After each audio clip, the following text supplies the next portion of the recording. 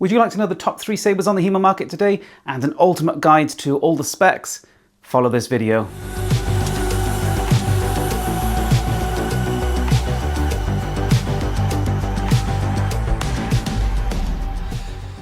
Hi and welcome back to the Academy of Historical Fencing. I'm Nick Thomas, and today I'm going to be taking you through essentially all of the sabers that are on the HEMA market, and a few that I don't have I will mention, but overall I have the vast majority of sabers that are commonly used today on the HEMA market. I have owned or used the vast majority that are out there, and so I think I'm quite qualified to talk about them. I've been training and teaching military saber for decades now. It's one of the most common weapons that we practice at the AHF. Now this is going to be a really long video because there's a lot to be said about a lot of different sword models that are going to be shown in this video. However, if you'd like the short version, and I know that some of you will, then I'm going to give you a really concise opening, and then we're going to delve into the really good stuff, okay?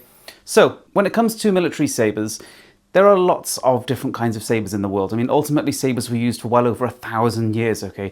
But in the HEMA scene today, when people say saber, what they usually mean is a long-bladed, let's say 85 centimeter approximately, saber that is straight or fairly straight, and has a bowl guard, and that's the kind of saber that is representative of the 19th century and is used most commonly in tournaments. And if you go to events and ask people for a saber fight, they're most likely going to turn up with something like this Kvetun Easton, a long-bladed, I would say medium weight saber. I mean, that varies depending on the person, around about 800 grams. Now, if you're that kind of person that wants the typical bowl hilt military saber that you can turn up to any event and fight with and will pass tournament regulations in most places, so kind of the most practical saber, then the answer is actually fairly simple. There are 3 that I would say are by far the best. So for those of you that want a simple answer, let's give it to you straight. The 3 best are these: the Kvetun Easton, the Sigi Pro, and the Regenyei Tournament.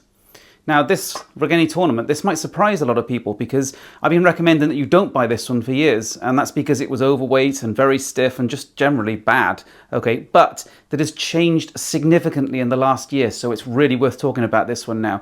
Now, of these 3, I think they're the most important ones to talk about in this video because, as I said, they match most people's requirements of a saber, bowl-hilted, medium weight saber that you can take into tournaments, take into events and that kind of thing. Now of these 3, the simple winner right now is the Regenyei, and as I said, it's going to surprise a lot of people to see this model in this video because, as I said, it's been terrible for years. So Regenyei led the pack on military sabers going back to about 2008, and we had some of the early models, and we had our own club spec model, and unfortunately, I mean, that was a long time ago. They're all kind of dead now. This is the last remnants of my AHF club spec Regenyei saber, and back then, so this is about a 2010 model, they were absolutely fantastic. And unfortunately, over time, Regenyei moved on to making them heavier and stiffer, and they just became unwieldy and to a degree unsafe, and so they weren't recommended. However, about a year ago, Regenyei massively overhauled the saber range, the tournament spec saber range, and ended up with what we have here. So this is a current spec. Now they do a few different guard models, but on the tournament spec, the blades are all the same. And this now is my preferred recommended saber, all things considered. And when we say all things considered, we mean price, weight, flexibility, durability, absolutely everything all in one, okay? Because when you move up to the Kvetun and especially the Sigi, the price goes up a fair way, and so we have to consider, is it worth spending more? And these 3 are all excellent swords. So if you want to just cut this video short, choose your favorite out of these 3, and you're going to have a good training saber no matter what, and therefore you're good. You really are good. But if you'd like to know a lot more, stick with us. I'm going to go into some real depth on these swords. Before we do delve into the best bowl hilt saber, let's just say that there are other kinds of sabers, of course. My 1803 Black Fencer, that's one of my favourite training swords, and in fact this is a fantastic training saber that I'm going to talk a lot about later, but doesn't really fit everybody's requirements of a long-bladed bowl hilt military saber.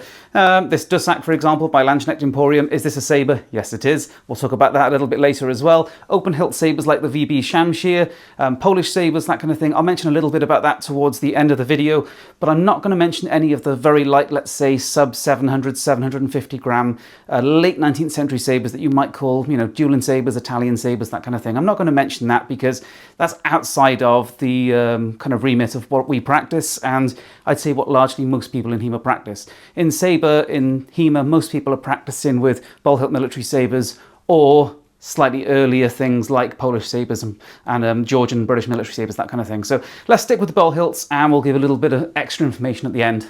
So seeing as the overall winner is the Regenyei Tournament in my video, let's talk about why, because ultimately, as I said, I didn't recommend this at all, and until recently I was recommending the Kvetun Easton as the #1 go-to military saber. Now, the Kvetun Easton is still really, really good, no doubt about it. However, slight increases in weight have bothered me recently, and they've redone the model line recently to change the guard and the grip and everything in a way that I just don't think is a good idea. I think it's actually a retrograde step, and I'm going to have to see them in person, but I can't exactly recommend them yet.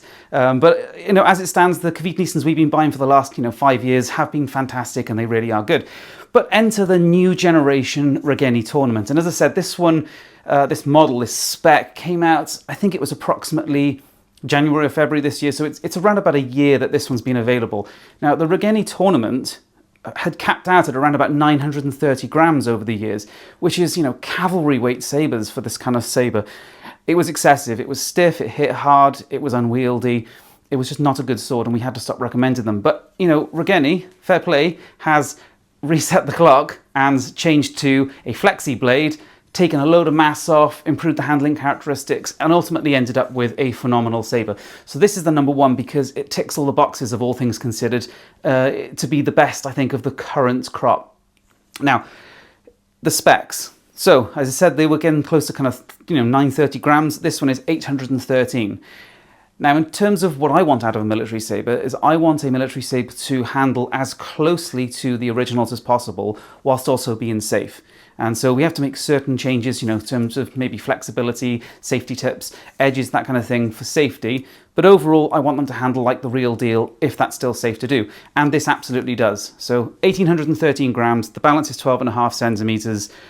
The flexibility is about roughly 7 kilos. It's really good. It has a really big rolled tip. He also now offers spatulated if you're not into the rolled tips. We'll talk about that a little bit later. And, the guards are also hardened now, so they don't ding and dent up like my old generation one there. If I could say one negative thing about the Regenyei Tournament is that the grip shapes are not my preferred grip shape. I think they're okay. They're decent. They're not bad. It's not quite my preferred. I'd like to have a little bit of a bulge here, although that's not tended to be seen on kind of Victorian era swords. A little bit more of a kind of a bulge here, kind of a crook for the index finger. It's a little details, and this is screw thread, so this is a big nut, which is nice and easy to maintain as well, so it doesn't easily strip. You can take this off, you can change the grip, you can add tape, do whatever you want. It's very easy to modify the grip if you so wanted to. And if you're concerned about glove sizes with these guards, he does several different guards, including one that is specifically designed for really big gloves. Although ultimately I think this lace guard fits the majority of heavy gloves, and this is the one I'm happy to use. This is one of my student swords, and I've got one on order myself because I think they are really, really nice. So I think what Regenyei has done is fantastic. The edge durability, as you'd expect from Regenyei, is still really, really good. It's not a dumbbell blade like Kvetun, so if you really, really want the thickest edge possible, then, you're going to want a dumbbell blade. But this, I can run my hand along it. It's nice and safe. This has had a lot of use. It's a robust edge. I think it's good. I think the lace guard looks nice, and it clearly is really, really tough. Overall, this is just the #1 sword, especially as it's at the cheaper end of the bull hilt saber market. So I think the Regenyei Tournament is now my go-to that I recommend to all my students. So going back to Kvetun Easton, so for many of us in the military saber world, the Kvetun Easton has been the go-to standard for about the last, let's say 4 or 5 years. This one here is one of the first production run when they only made them in straight bladed, although I do have the max curve and light curve. I'm going to talk about that in a minute, but this is one of the first ever, and we had 4 in that first batch, and actually 2 of them are still going strong, and the others have had replacement blades fitted on. So they've proven to be really, really good swords, and you can see this one has been used and abused. In fact, this is one of the swords that I use most commonly alongside my Black Fencer 1803. The Kvetun Easton, it was designed after the British gymnasium sabers alongside with Matt Easton, of course, and it's a pretty close match to those originals. It's a really good sword. It's overall really robust. I will say I've seen a lot of them break during tournaments, during events, during our free sparring. I think they tend to be a little bit on the hard side. That said, in terms of frequency, in the last few years, they've been the most common military saber that I've seen in use across the UK. And so it's not so surprising that I'm seeing more of them break because there are more of them being used. Overall durability has been good. The edge durability is fantastic. The flexibility is good, although some of them are stiffer than others. So this straight blade, early generation, has a flexibility of 6 kilos and is quite nice. My latest light curve blade, which is a very recent purchase, is 6.5 kilos, and one of my maximum curved ones is 9 kilos. So clearly there's variation between generations, and also the more curvature you have in the case of the Easton blades, the stiffer they become, at least as far as I can tell on the data set that I've got. Now, the Kvetun Easton is a great training saber. It was offered with or without a backstrap, with or without knurling. With backstrap, with knurling was by far my favourite option. It handles really nicely. The grip shape has changed over time. This bulge has gone, and this has been thinned, and this has been thinned this way as well. I think the last year or two's worth of Kvetun Easton grips I've seen have just not been good, unfortunately, and that's a real shame. I really wish Kvetun would get back to what they were doing here about 4 or 5 years ago. Although, of course, again, you can take it apart and put a new grip on yourself. But as it stands, I think, as much as I don't think the Regenyei grip currently is perfect, I think it's better than what Kvetun have been doing recently. So that's a bit of a shame. And of course, Kvetun have overhauled this Easton range recently to do something I would say is a bit bizarre. They've put the old grip on from what they were doing 5 or 6 years ago, and not many people seem to like. So the Kvetun Easton has been a great sword, but it remains to be seen, this new generation, what it's quite going to be like. I certainly don't like the way it looks, but I know it will be functionally a good sword. So it's still up there on my recommended list. It costs more than Regenyei. It has thicker edges that are going to take less edge damage, although I don't think it's necessarily as durable as a complete blade as the Regenyei is. On to Sigi Forge, so the other in the top 3 list. So the Sigi Forge Sabre, they offer it with a few different hilt options. If you're concerned with glove space, you can get the one that's called the big glove model, I believe, which is still roughly the same kind of sword. It just doesn't have these ears on the side, so it gives you a lot more glove room, and there's also the kind of stirrup style as well. I've seen them all, they're all quite nice, but here we have the Pro model without fuller. I saw one with a fuller recently. It doesn't seem to be significantly different, although it does look a bit prettier. So Sigi Forge is one of the relatively new entries onto the military saber scene, and they're quite popular. And they are very good sabers. They are also in the more expensive range, and you can buy them from the night shop right now, for example, in stock at just under £500. If you order direct, you're going to pay the VAT and the duty and everything else. It's going to work out probably not much cheaper. So they are really at the high end of the price range of military sabers. And are they worth it?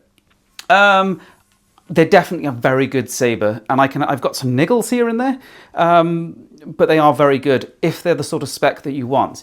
Now, the blade is quite thin with less distal taper than you're going to get on some other sabers, and certainly a lot of historically military sabers were very thick here, and that means you have a very thick fort on them. This doesn't have that, and therefore it's a little bit wobbly, and you do notice a little bit of kind of wobble in the blade. Now, when you're sparring with it, I don't think it's so noticeable. It's not a big deal. But in such a expensive product range, I would have liked to have had a thicker fort there for that kind of price. Is it a big deal? Not hugely, it's okay, but yeah, I would like a bit less wobble. They got this broad spatulated tip, which is nice and safe as is. That's quite nicely done.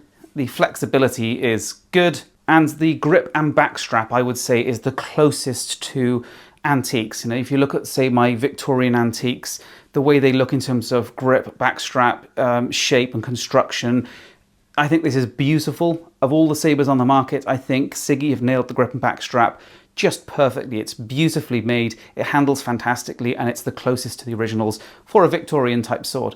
So I think they've done a beautiful job there. Now onto the guard. This kind of guard, they say they've based it on the British late 19th century gymnasium sabers, military gymnasium sabers. And I get that, these big ears, that's what they were designed for. They were designed to give more safety when you're training, because the military swords at the time didn't have these big ears, but for hand protection, for when you're training, they did have them. So, you know, potentially a good thing. However, one slightly strange thing is how compact it all is, and a lot of people have had concerns about glove space fitting in this. Now, the recent HFA Black Prince gloves I've tested and do fit absolutely fine in this. The owner of this sword in our club uses the impact-resistant gloves from Superior Fencing. They just about squeeze in. It's pretty tight, and I believe he wears size medium.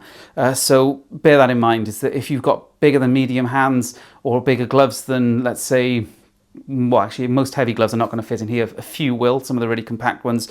Otherwise, go for the big glove model that doesn't have the big ears. Now, going back to the inspiration of this sword, that it's from the late 19th century British gymnasium swords. So I have one here, an antique. And this is the 1907 pattern, so they came out in 1895, my one is the 1907. There's not much difference, it's mostly just the grip. The guard is basically the same. And this is the inspiration you can see with the big ears for protection. And here's the Sigi Forge. Now, they've taken inspiration from this, but I think they've done it in a little bit of a strange way, and that is they've gone so compact on the guard. Now, I criticise so many swords, reproductions, whether they're sharps or HEMA swords, as having too longer grips, too larger hilts, because it's really frustrating when they're oversized. To a degree, we have to go oversized to fit certain gloves in, but when they become unwieldy and oversized, they just don't handle well, they don't handle correctly, okay? In the case of this particular sword, these were built oversized so that they could fit a big padded glove in. So in the late 19th century, they were using usually horsehair stuffed gloves, so they look like a kind of a gambeson glove, if you like. Thick padded glove, so you've got the protection of these big side ears, like the Sigi Forge has, but also room to fit in your big padded glove. But the Sigi Forge is significantly smaller, okay?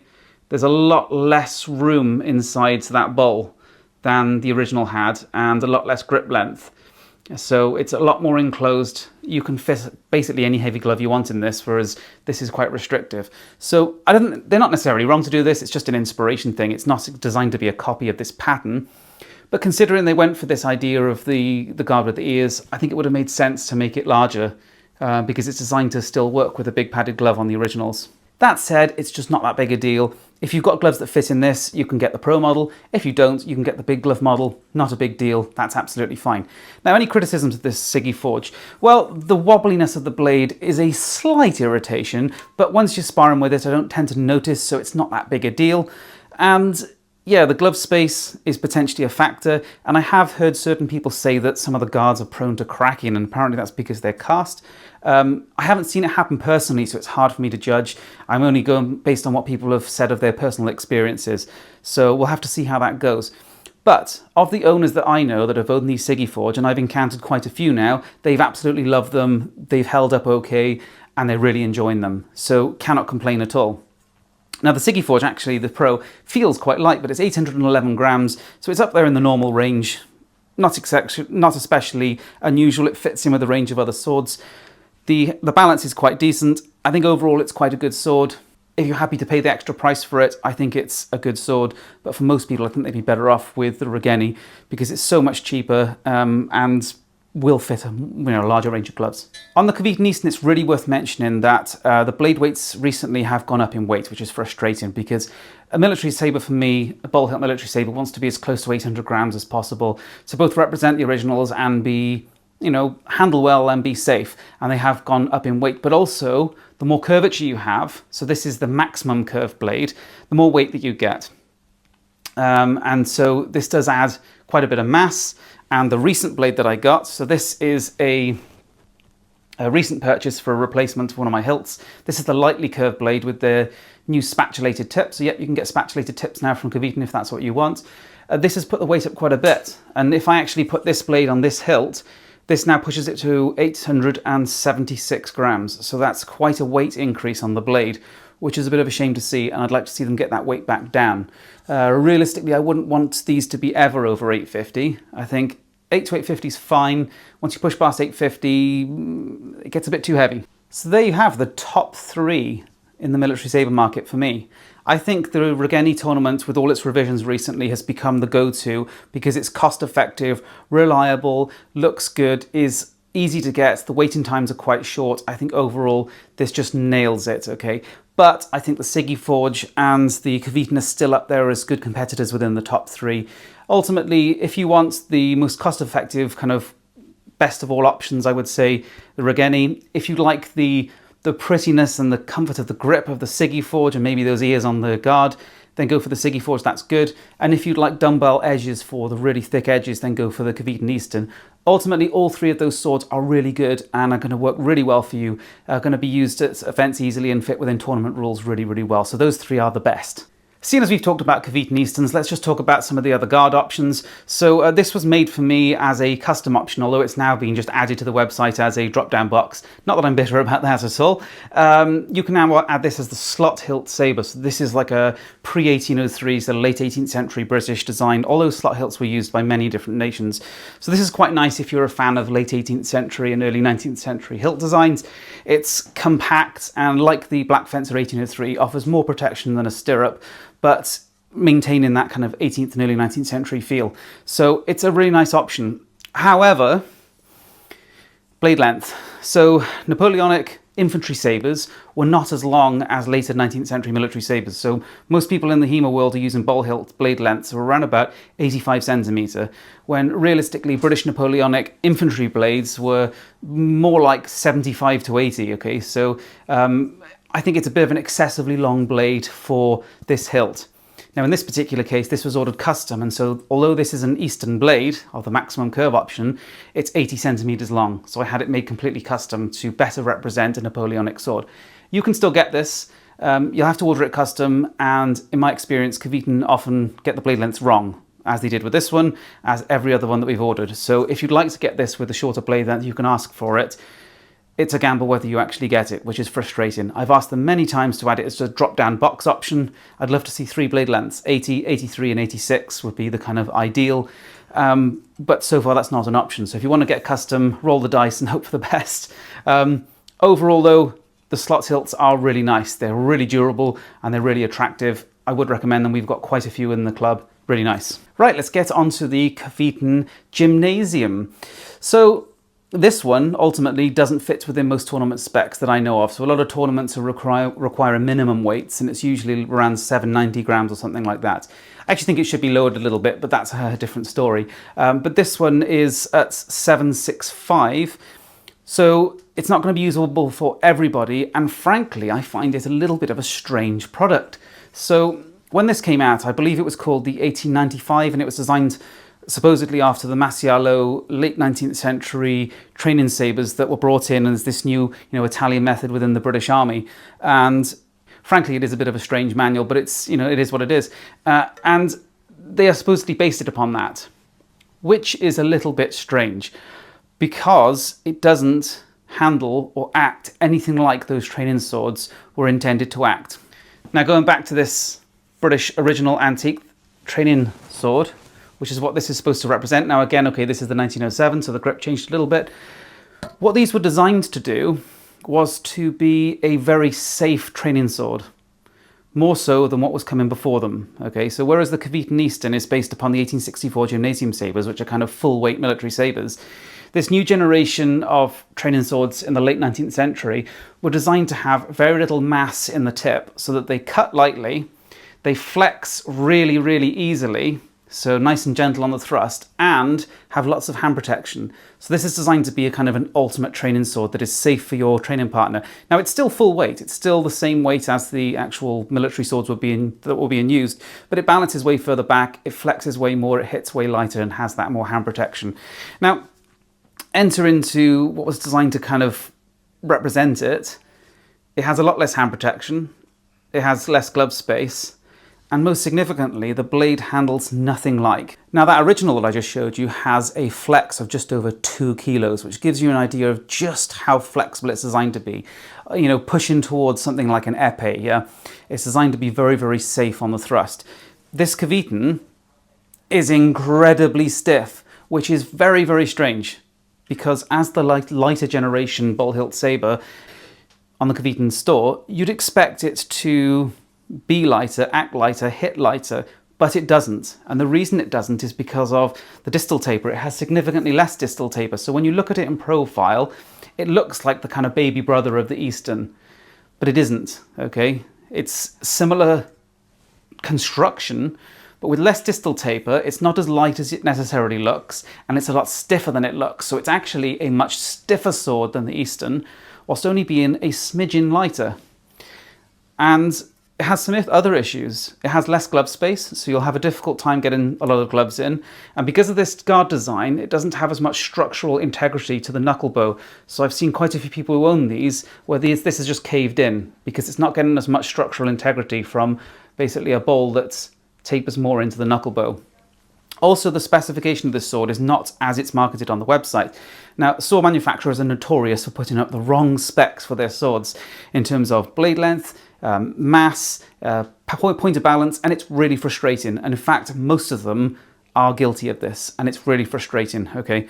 And so the balance and the blade length of this sword is really quite different to what is marketed on the Kvetun website. And if this had the spec of what they list on the website, I think it would be quite good as that lighter kind of Hutton-esque training saber. I think it would be quite good because it would hit a bit lighter, it would flex more, and overall be a bit lighter. As it is, it hits barely any different to the Easton, and it's brutal on the thrust. So I'm not entirely sure who this sword is for, because it won't be tournament legal, it won't suit the specs of most kind of military saber enthusiasts. It'll be too brutal for those that want the, you know, Italian sabers, dueling sabers, Hutton sabers, that kind of thing. I'm not sure where it fits. It's a real oddity. So if you like it and you happen to like the specs and you don't mind the rigidity, go for it. I think the grip shape is quite nice on them, but aside from that, I'm really unconvinced. This is a product that is almost good. If it was significantly lighter and more flexible in the blade, it will be good as that lighter generation military saber. As it stands, can't recommend it. On to Poker Armory. So the Poker Armory sabers, I think actually have been a pretty good entry into the saber market, but I find the specifications just a little bit frustrating. So the 830 grams for this model, the balance is 14 centimeters, so the weight is good, the balance is reasonable. I'd love to see it push more like back to 12 or 13 balance, but it's okay.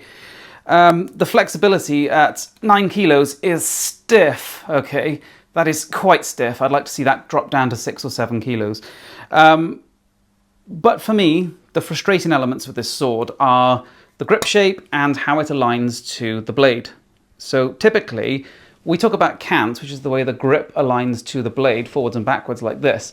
The majority of sabers throughout history have either had a straight cant or forward, okay? But in the case of this Poker Armory sword, it cants backwards, which is weird, and I really do not like it. Now, there are a few sabers historically that did that, but it was quite unusual, and I really do not personally like it. So I'd love to see this set this way, okay?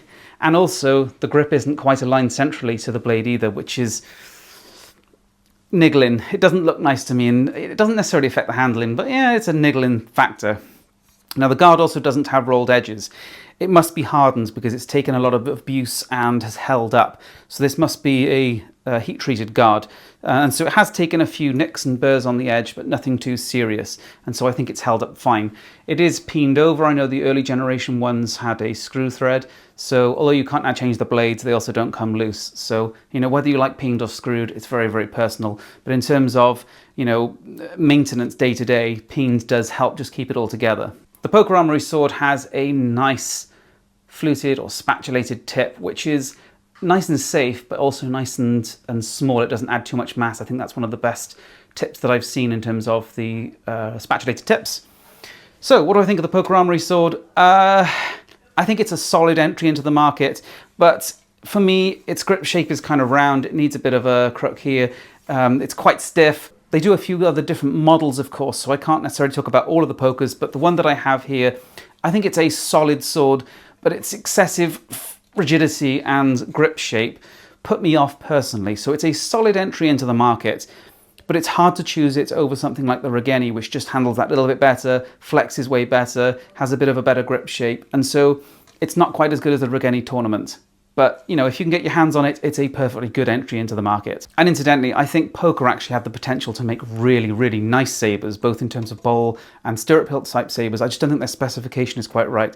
But, you know, I have used lots of their products and really enjoyed them. So, you know, if they want to develop these sabers and make them better, reach out. I'm happy to give some pointers, because I think they have the potential to make really, really good sabers, because they clearly are making durable swords. I just think the specs need to be tweaked a little bit. Right, we are done with ball hilts. Now, ball hilt sabers are incredibly practical, they're useful, and they're the most common type of saber on the HEMA market. And that is because, well, they are very practical. They are tournament safe, they suit gloves, they're the most competitive, and a lot of people doing saber are practicing from 19th century sources, and so that makes sense. But if you prefer 18th century or very early 19th century type sabers, so you're into, say, Napoleonic saber, or let's say Polish saber, Hungarian saber of the 18th century, you might want something more open-hilted. And for me, the Black Fencer 1803 is the best one on the market for that kind of thing. Now, I had a little hand or help in designing this, nothing financially. I just wanted to make it the best sword it could be. It's based on my originals. It handles as a mid-gram between all my original 1803 sabers kind of perfectly. And so this one I absolutely love. It's one of the swords I use by far the most. Now, the edges are a little bit thin. It takes a bit more edge damage than most. That said, I don't really have to do maintenance. It's burred up, but it's not dangerous. If you don't mind taking a bit of extra edge damage, this sword will suit you just fine. If it bothers you, it won't. Now, the thing I love about this 1803 is it handles so much like the originals. It moves around like an actual sharp sword. It's absolutely beautiful to use. It also flexes incredibly well, so the thrusts are nice and safe. It has glove space, and it has more hand protection than a stirrup.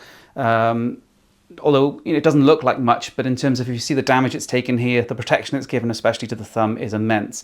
The Black Fencer 1803 is by far one of my favourite HEMA swords on the market, and as long as you can live with taking that extra edge damage, you're going to love it, okay? And especially if you like British military swordsmanship of the Napoleonic era.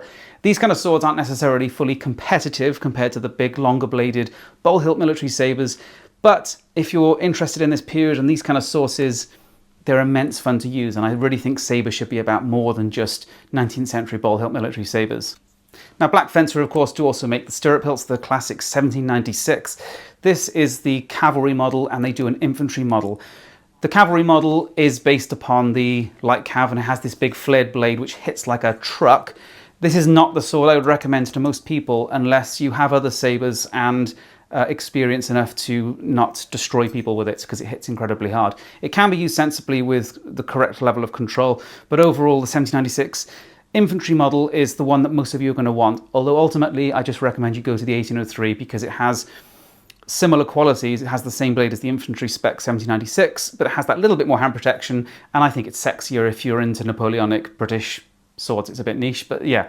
So the 1796 infantry Black Fencer and 1803 are absolutely immense if you're not worried about being a competitive ball hilt saber fencer and you don't mind a little bit of extra edge damage. Now, there's one big company which I haven't mentioned, which if you're in the US, you're probably going to be very familiar with, which is Castille Armory. Now, we don't see many Castille swords over in the UK or Europe generally, and that's because we have so many options ourselves within Europe and within the UK, and they're quite expensive, not just to buy, but also then the import and the shipping and stuff like that. So Castille, they do make good swords, but they don't really have a huge market for us over here because we have cheaper alternatives that are better suited to what we do. But I will mention them, okay? So I don't own a full Castille saber, but I do have this ugly little, okay, Castille bladed saber that I can talk about them, because I do own actually quite a few Castille blades. I've just got them mounted on other hilts.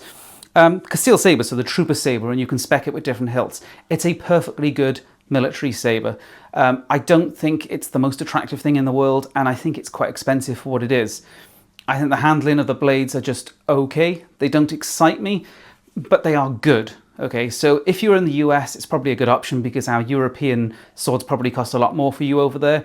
And the Castille, of course, then cost a lot less because you're not paying all the extra ship and all the extra duties. So if you're in the US and you can get a good price on them, the Castille Trooper swords are actually really good.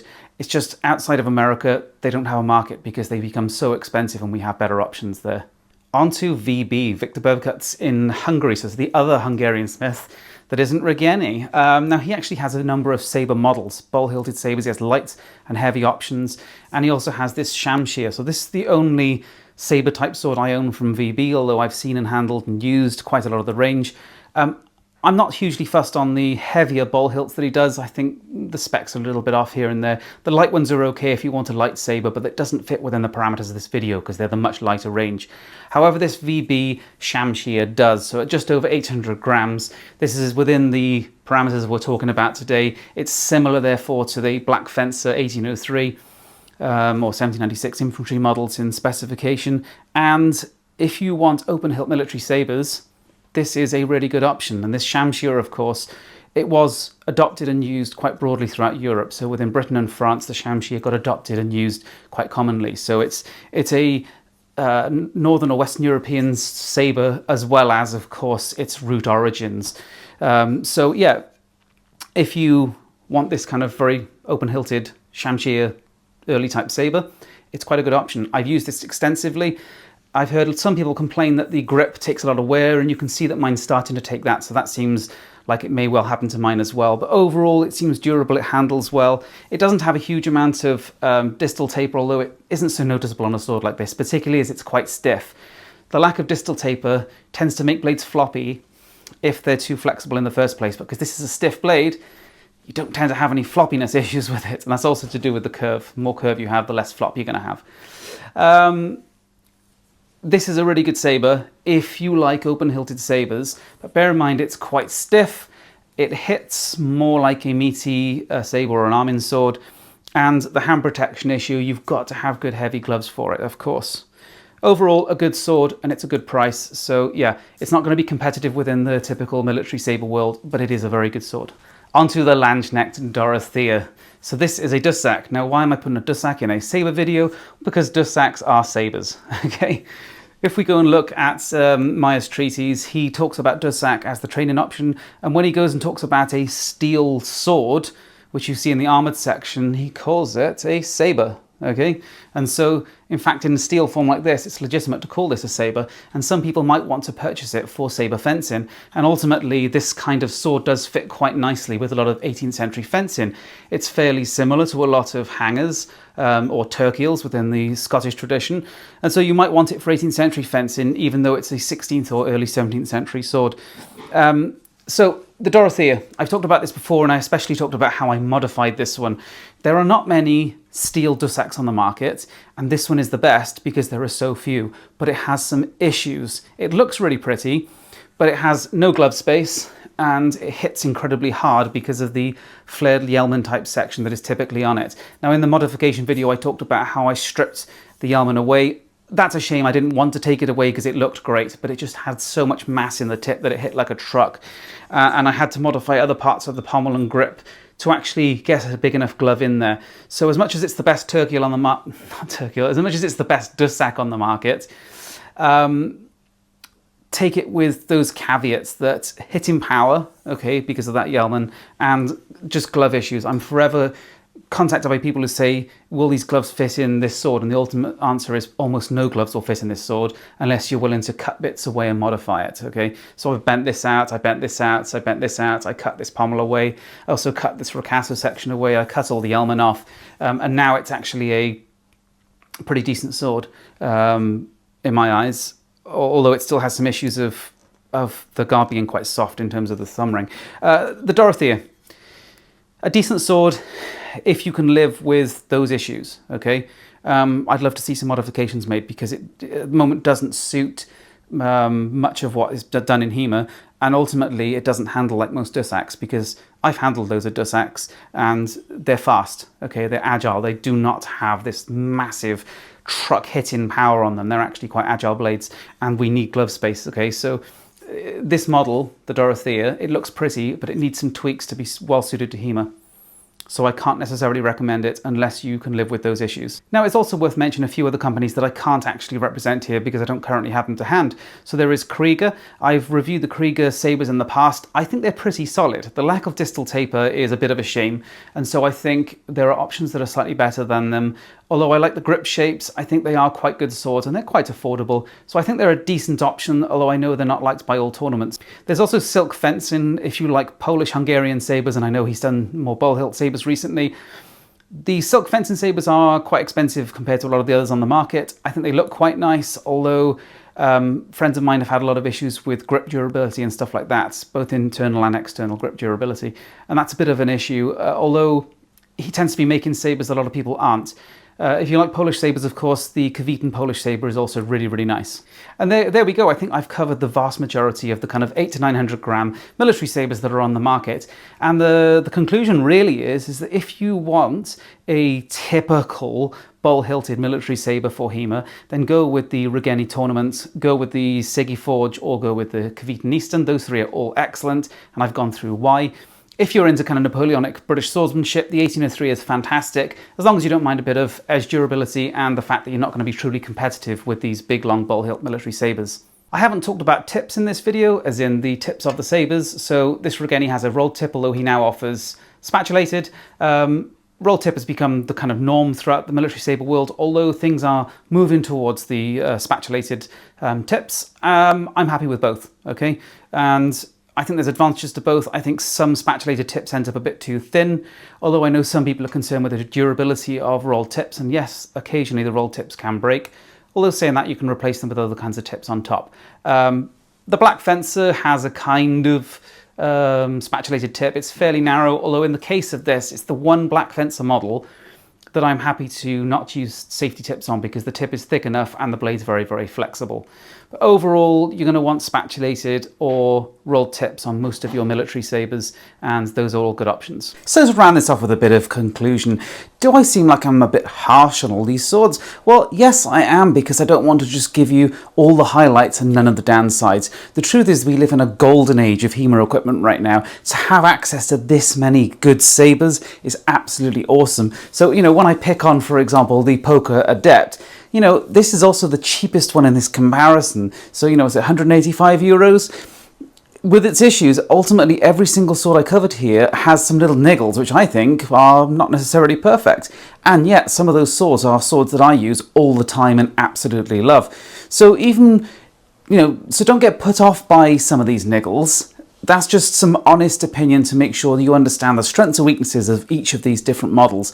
Ultimately, in this review, I think pretty much all of the swords have something to offer for somebody, and in fact for a great many people. Really, the only two swords that I've talked about today, which I think I wouldn't recommend as a norm to most people, would be the Landsknecht Dorothea and the Kvetun Gymnasium. And that's simply because they have some limitations in terms of specification, glove usage, that kind of thing. There are still people that like those two swords, but overall, everything else that I've mentioned actually I think are good products that have a good place in HEMA today. So I hope you take something away from this. I hope you enjoyed the video. I hope you enjoy some of the sabers that are shown here. And as the market improves and other things come onto the market, I will make more videos like this and keep updating it. But right now, there's never been a time where we've had this much choice, this much quality, this much variety. It's an awesome time for saber in the HEMA world, and there are more and more people doing it. So I encourage you to get out there, buy sabers, do some sabering, have some fun with it. And if you haven't liked or subscribed to this video already, please do so. And you'll get the updates in the future, and keep watching our content. We have so much variety, so much fun coming up. So yeah, I really hope you enjoyed it, and happy sabering.